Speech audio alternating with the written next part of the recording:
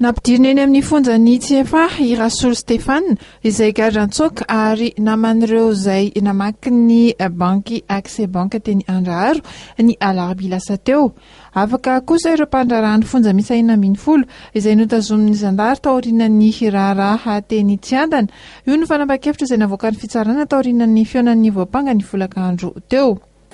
Matoa zany ireo namanareo afaka madidio dia langa marivo tototra nataon'ny zandary. Tsy maro pototra ny fiampangana nataon'ireo namanareo. Ary zaho moa zany ankeo fa niteny mahatoky ny fitsarana malagasy aho. Misaotra ny fitsarana satria tena nampanjaka ny fahamarinana izy. Faharoa manarakaraka an'izay dia izahay no nahazo any Rasoul Stéphane Tetsiadana. Mbola mafisinay io. Tena ampelantananay izy nalain'ny zandary. Fahatelo manarakaraka an'izay misy ny atao hoe article 51 en 95/010 ao amin'ny statut particulier ny mpandrarahan'ny fonja. Tsy najain'ny zandary io. Tsy azo kitikitihana ny mpandrarahan'ny fonja raha tsy misy alalana avy amin'ny ramatoa minisitra hoe enjehana noho ny zavatra anankiray raha tsy hoe tratra ambodiomby. Izay flagrant délit moa ny dikan'izay. Mafisiketo tsara mihitsy fa madio ny mpandrarahan'ny fonja matoa afaka madidio. Dia manarakaraka an'izay fahaefatra misy moa an'le Kalaknikov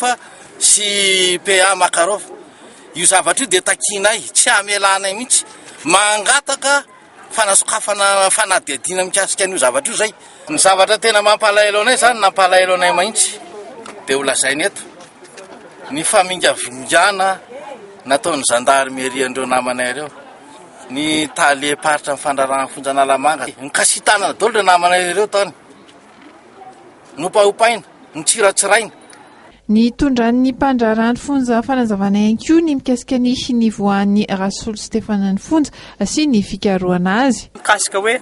sortie régulière nivoan'ny Rasoul Stéphane tato Tanimora. Tamin'le 20 septembre 2012 nimenda demande d'escorte io. Io demande d'escorte io fa averan'ny détenu io zany anatin'ny texte io satria tsika dia manazany zon'olombelona. Raha ohatra nareo fa mila fanamarinana fa hoe taratasy vao niforonina vao tamin'ny afako maly io avis de recherche io mankalesana ny BC5 satria BC5 dia efa saisi tamin'io dossier io satria le même jour nanaovana évasion dia nanaovana rapport ary nanaovana enquête tany amin'ny brigade de recherche non tamin'ny BC5 anosy. Mikasika le bere angambany nanitra n'ity crise ity ataoko hoe nanitra n'ity hoe nisy attaque teto Antananarivo na any province mbola sy nisy bere pénitentiaire na fanamina pénitentiaire nanaovan'ny dahalo fa any ambanivohitra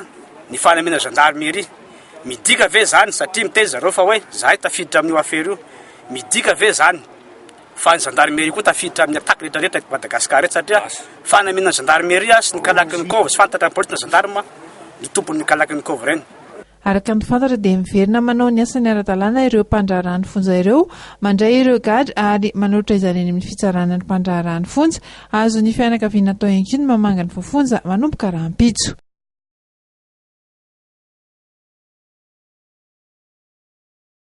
Mikaikaiky amin'ny tsy fisian'ny fandriam-pahalemana ny mponina eo anivon'ny fokotany Andavamamba amin'ny lany be. Araka ny fanazavana dia saika misy hatrany ny fanafiana mitambasy izay mitranga ao an-toerana. Ny talata 4 alarobia lasa teo ohatra dia lehilahy iray no naratra voatifitry ny jolahy izay saika maky trano fivarotana enta-madinika. Zava-mitranga zany tompoko dia zaho moa rehefa tonga zany le amin'ny ray iny dia le fotoana le fahatonga amin'ilay zanako le avy miasa dia izy tonga avy miasa iny zany dia mijery azy ale ambony ery zay. Rehefa mijery azy ale ambony ery zany zay dia nahita olona teto ohatra mivorivory teto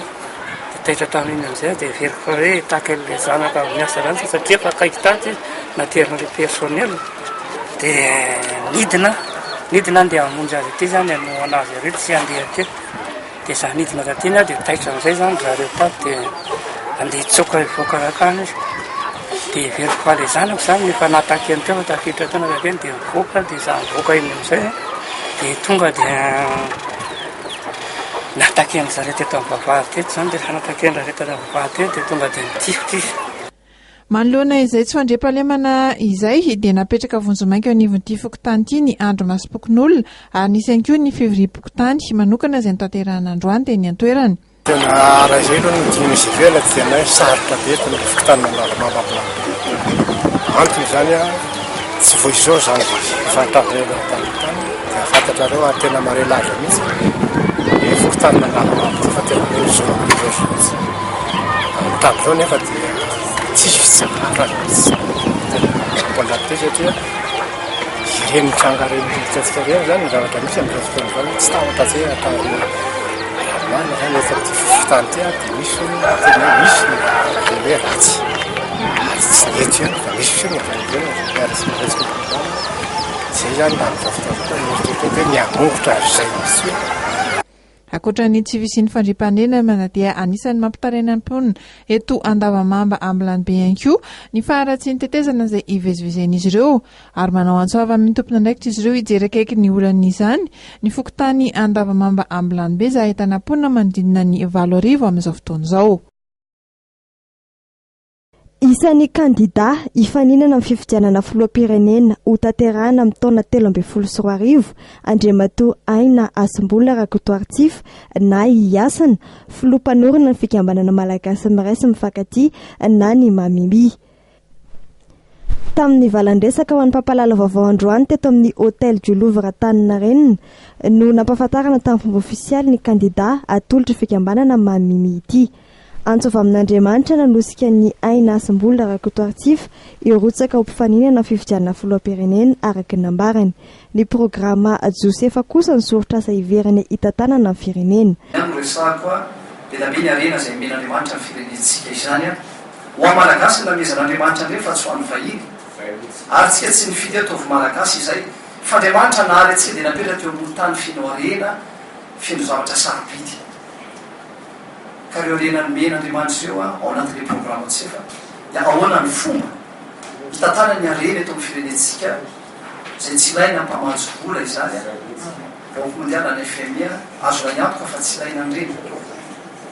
fa afaka mampandroso ao Madagasikara reo arena izay anany eto amin'ny firenena ity ary tsy tena afaka mampandroso any fa afaka mampindana ihany koa izy.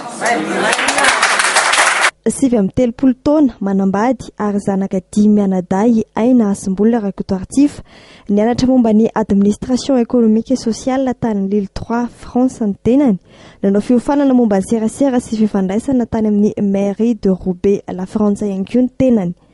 Efa nanatanteraka fitsidiham-paritra tany Europe sy oronosy rahavavy ihany koa ity kandida ity. Ny taona 3 sy 4 moa niverina teto Madagasikara Iasana ka nanomboka ny asa fanasoavana fiarahamonina tamin'ny alalan'ny fananganana ny fikambanana LGWay na ny Life Giving Water.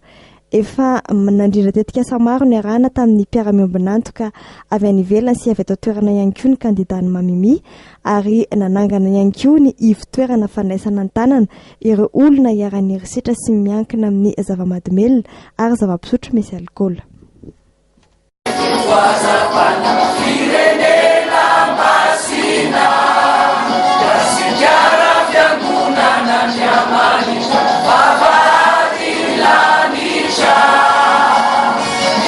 Mahatonga anay tonga eto miteny ny alahelo amin'izay zavatra zay fa inona loatra izany ve no heverina ho valibabena omena ny olomangam-pirenena izay niady hanao ny fanovana amin'ity firenena ity ka naizana zany efa moa soa ihany moa zany fa savorovoroky ilataona ka nisy ihany ny fampiresahany zareo tao ary rehefa taty afara moa dia ohatran'ny lamina ihany ka hitoloranay fisaorana tokoa moa zany mambra ny CST rehetra izay nahay ny fandamina ka nahatonga ny filaminana tao amin'io institution io nefa naizana tsy zany a dia ohatran'ny miverimberina ihany matetika ihany a ty zavatra fanenjikenjena ny any amin'ity faritany sy ny farity indrindra zahay ao amin'ny faritany Fianaratsoa dia mahasapa mihitsy a fa misy zavatra ohatrany tsy dia mety loatra amin'ny fijerevana an'ireo solotena zanaky ny faritra aty amin'ny fitondrana na ao amin'ny institution CST zany any amin'ny CT zany indrindraindrindra amin'ny gouvernemanta zavatra ny raha mahalala daholo zany zavatra rehetra zany ka dia ohatrany manitikitika ny saina io fa maninona no misy zavatra ohatran'izay satria maromaro ireo ministra tao amin'io fitondrana io a dia ohatrany nailikilika amin'ny fomba tsy de tena mazava ohatran'izany zany a andriamatoa ministry ny finance tamin'ny fotoana Benjara Razafy eo tao anatin'izany a ry ministra Nelson William, tao anatin'izany a ministra Ramiandro Docteur Joseph, tao anatin'izany a ry ministra Henri Samuel, zany daholo zanaky n'io faritra io. Ary tao aza fa nandeha gazety fa tsy hoe zahay no mamorona fa nisy fotoana nisehoana gazety mihitsy a ny hoe kasika ny ministra ny amin'ny polisy andriamatoa Arsène Razafindrazaka, tahaka an'izay koa na ny ministra ny justice aza dia fa naseho gazety daholo zany rehetrarehetra zany a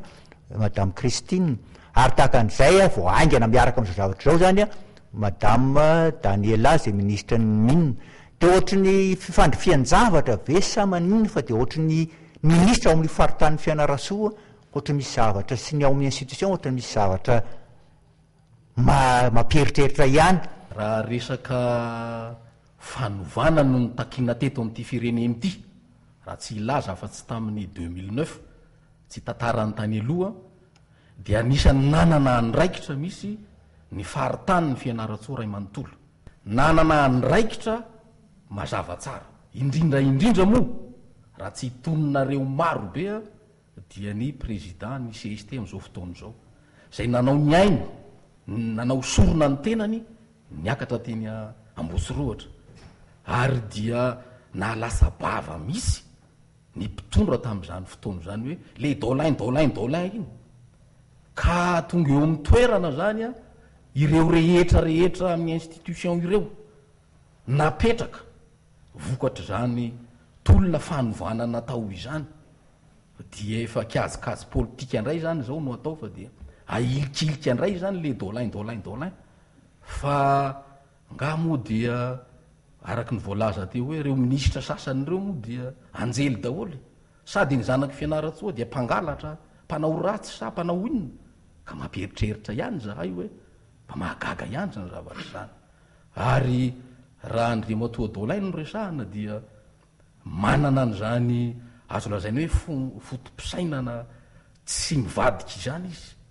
ary tsy izy rery fa presque ny zanaky faritany Fianarantsoa dia tokapo ohatran'izany. Toa maro anisa ireo avy amin'ny faritany Fianarantsoa tonga amin'ny fitondrana, maro manam-pahaizana izy ireo, ary maro ihany koa ny olo-manga nasondry tany, ka noho izany zay zany dia tsy hoe mampitandrina zay fa hoe mangataky fihavanana aminareo raha ohatra misy gnady, satria fampihavana firenena no tadiavina, dia miangavy zahay a mba tsy fanilikiliky,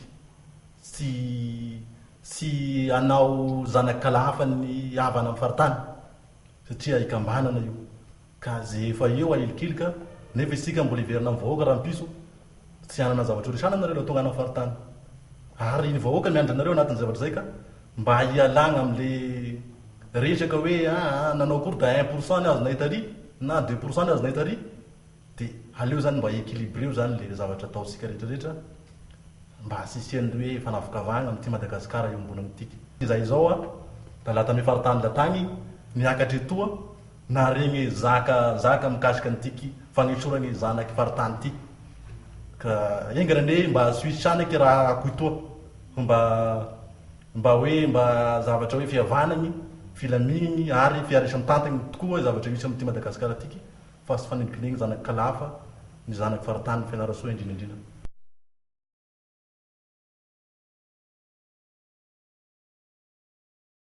Miantso ny kamarady namana arema ary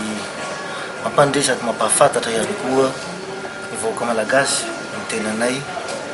ato anatiny antoko arema izay hanamarika ny tsigneritona nahaterahany ny amiraly Didier Ratsiraka izay filoham-panorona ny antoko arema ary filoham-pirenena na fitabeto voaloha Rapitso 4 Novambra. Antsona ny kamarady rehetrarehetra rampitsahivina ny vahoaka malagasy fa hifaly satria andro lehibe ny fahafenony taona 47 taona ny président Didier Ratsiraka Rapitso 4 Novambra. ao anatin'ny fanomanana izay ary ny fanomanana io dia petrapetraka tsara ary ao anatiny tena hafaliana sy fahafanampo eto Antananarivo miendrika nasionaly tarihiny professeur Ange Andrianasoa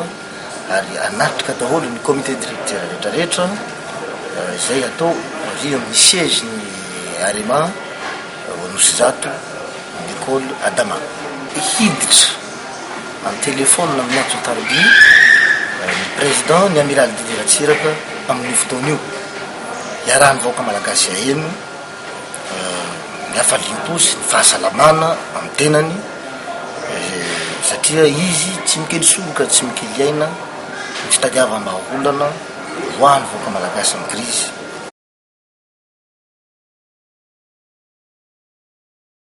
Manan-karena raha ny eo amin'ny lafiny angovo i Madagasikara ary azo ampiasaina tokoa izany raha ny eo amin'ny fiainana andavanandro. Anisan'ny mampahafantatra ny mahakasika izany indrindra ny JCI na ny Jeune Chambre Internationale vohitra arivo tamin'ny alalan'ny hetsika Salon des Énergies Renouvelables. Miatrika olana goavana isika malagasy ny eo amin'ny resaka angovo raha tsy ilaza afa-tsy ny herinaratra fotsiny ohatra ka izany indrindra no mahatonga ireo mpikaroka hitady sehatra hafa ahazoana manodina ireo angovo ho fampiasa amin'ny fiainana andavanandro. Tsikaritra araka izany fa manana betsaka tokoa isika ao anatin'izany ny masoandro, ny rano ary koa ny rivotra. Ny Salon des Énergies Renouvelables aloha zany azo atao hoe anjihan'ny faharoa ty nataon'ny JCI vohitra arivo ty tamin'ny 2010 zay nanao salon anankiray zany hoe resaka conférence tena natao tamin'izay tamin'ity indray mitolaka ty dia misy exposition zany hoe nisy participant naseho hoe ohatrahoana ny fampiasana ny énergie renouvelable dia ao moa zany ny hita betsaka ao moa zany ny fampiasana ny herin'ny masoandro. Dia nitanjona amin'ity salon ty dia ny ampahafantatra aloha voalohany indrindra hoe inona le énergie renouvelable satria mety hoe mbola tsy tena mahafantatra tsara isika malagasy nersika manana atout potentiel be da be amin'ny resaka énergie renouvelable manana antsika masoandro mazava hoazy fa nanantsika koa ny rivotra ny rano dia biomasse koa nefa ny tsy azo atao manjavatra zany hoe tsara ampiasaina le izy atao hoe etapy anankiray zany zay natao an'izay. Anisan'ny lesika eo amin'ny fampiasana ny fanodinana ny angovony eo amin'ny vidin'ireo fitaovana izay ampiasaina amin'izany izay somary lafo saingy eo indrindra ny tadiavana vahaolana ary indrindra fampahafantarana ny olona fa na lafo aza izany dia maharitra kosa ny fampiasana azy. Tsy ny eto andrenivohitra ihany anefa ny tokony azo tombony amin'ny fampiasana ny angovo fa na ireo any ambanivohitra ihany koa azy dia ho ampahafantarana izany araka ny tanjona manaraka izay ezahan'ny JCI ho tratrarina. Ao anatin'ny fanomanana farapara ny ireo mpianatra manaraka fiofanana ao aminy amin'ny fiatrehana ny fifaninanana idiranao mpianatra mpiasam-panjakana eo anivon'ny INFA ho tanterahana ny 20 ka hatramin'ny 22 novambra ho avy izao ny sekoly ABC School amin'izao fotoana izao. Izany hoe izay aloha izany manana ny paikady manokana dia nisan'izany ohatra ny fitretena an'ireny sujet type izany hoe sujet fa nisy hatramin'izay ireny miainga amin'izay izany dia manaraka ny fivoaran'ny toetrandro moa zany amin'ny ankapobeny satria mivoatra foana zany dia manaraka an'izay koa reny any amin'ny concours reny zany manaraka an'izay. Efa misokatra kosa ankehitriny ny fisoratana anarana ho an'ireo maniry ny anaraka fanomanana amin'ny fiatrehana ny fanadinana idirana ho mpiasan'ny fonja. Hitantsika angamba izao nipetraka eny amin'ny tribonaly sy eny amin'ireo ministera misahana momba ny fanomanana ny fanadinam-panjakana io efa mivoaka ny video concours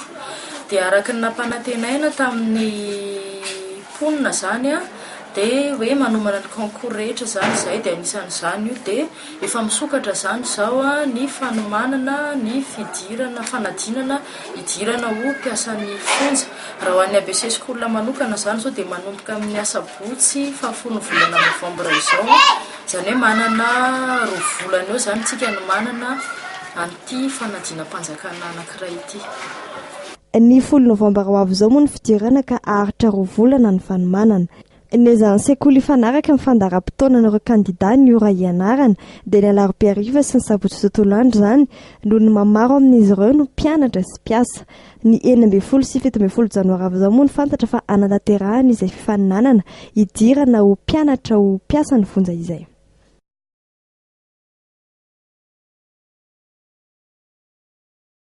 Efa manomboka miparitaka eto an-toerana ny fanaovana rakitsary samihafa indrindra fa ho an'ireo mpanakanto izay efa manana ny lazany eto amintsika. Misy fenitra izay tokony hajaina sy arahana ny fanaovana ny rakitsary raha nambaran'ny mpikarakara izany. Anisan'ireo efa matianina amin'ity fanaovana rakitsary ity indrindra ny orinasa sary sy feo. Rakitsary efa mihoatra ny 20 eo no efa nitotosain'ity orinasa ity nandritry ny fisokafany ny taona 3 Anisan'ireo mpanakanto izay tsy misaraka aminy moa ny tarika ambondrona. Ny fanaovana rakitsary zany da hoe tena hoe arahana ny etape ray manontolo ny fanatanterahana anazy misy dingana maromaro mantsy dia projet anankiray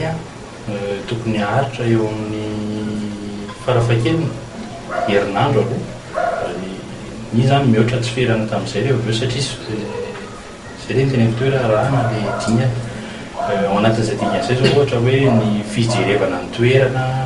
ny famoronana ny tantara ho atao ao anatiny fijerevana décor ny casting ny fanaovana ny resaka logistika resaka hoe fitaovana ho ampiasaina dia ny amin'izay resaka fitaovana izay manana ny ampitsika eto Madagasikara vao may moa raha hoe tonga amina fotoana hoe miaratsely amin'ny teny frantsay hoe démocratiser ny appareil photo numérique réflexe dia satria izay zao aloha zany ny zavatra misy hoe izay ny anaovan'ny olona fanodonana tsara dia may manakaiky kokoa atsika le izy izany hoe efa manana fitaovana ampy Madagasikara raha hoe eo amin'ny sehatra famokarana no resana. Nambaran'ity tompon'andraikitra ao amin'ny sary sy feo ity fa misy ny fiaraha-miasa amin'ny any ivelany raha ny eo amin'ny fanatodisana ny rakikira. Misy arak'izany ny fahaiza-manao avy any ivelany izay tafiditra kely ao amin'ny fanaovana ny rakitsary malagasy fa na izany aza nefa dia isan'ny bana ny kolontsaina malagasy. Raha ho an'ny sary sy feo manokana dia nisy ny fiofanana mahakasika ny fianarana maka sary satria misy ny lalàna mifehy azy fa tsy ataotao foana izany. Vola mitetina 400 tapitrisa ariary no nety manana nanamboarana ity akanjo fanantenana eto Ambohimanarina ity izay tsangam-bato ny fanamarinany fa 20 taona ny orenan'ny fiangonana FJKM Betafo Fanavaozana Ambohimanarina. Ezaka manoka ny fiangonana sy ny zanakam-pelezana moa no nafahana nanamboatra ity akanjo ity izay atao indrindra andraisana ireo zazakam-botsy atao sekoly teknika ihany koa. Naharitra 5 taona moa ny asa fanamboarana. Anak'iray zany dia hoe tsangam-bato olona. Dia tsangam-bato olona io zany dia amin'ny fiangonana Misona FJKM Betafo Fanavaozana dia nanamafy ny fototra amin'ny fiangonana Misona izay izy tamin'ny lalàna fanabeazana sy ny filazana tsara. Dia mitanjona amin'izay dia tonga ny olona zany anatona ny tompo, andray ny famonjen'ny tompo, anolo tena ho an'ny tompo, ary azy efa nandray ny tompo dia manavao ny fandoroany tenany. Dia izay no tena hoe tsangam-bato raisina zany fa akoatran'izay dia tetikasa namarina zao tsangam-bato zao ny famitana sy fitokanana ny akanjo lehibe anankiray atao hoe akanjo fanantenana izay hitazana zazakam-boty sy anaovana sekoly teknika.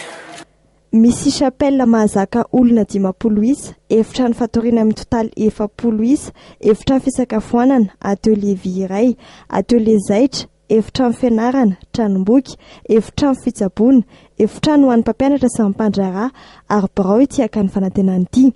Isan'ny dingana manaraka ao ny fiangonana ny fampitaovana ny akany ary mbola andalam-pamaritana ihany koa ny fandaminana amin'ny fitantanana ity akanjo ity. Androany nanatanterahana ny lanonana fitokanana tamin'ny fomba ofisialy ity akanjo fanantenana ity izay ny alohavana fanompoam-pivavahana teto amin'ny fiangonana FJKM Betafo Fanavaozana aka ny filohan'ny FJKM ny mpitandrina lalaka sendrahasina no nitondra ny avatry ny tompo tamin'izany. Rovina amin'izao boky ny apokalipsia izao mahatsiaro ny fitiavan'Andriamanitra izay miahy ny mpanompony.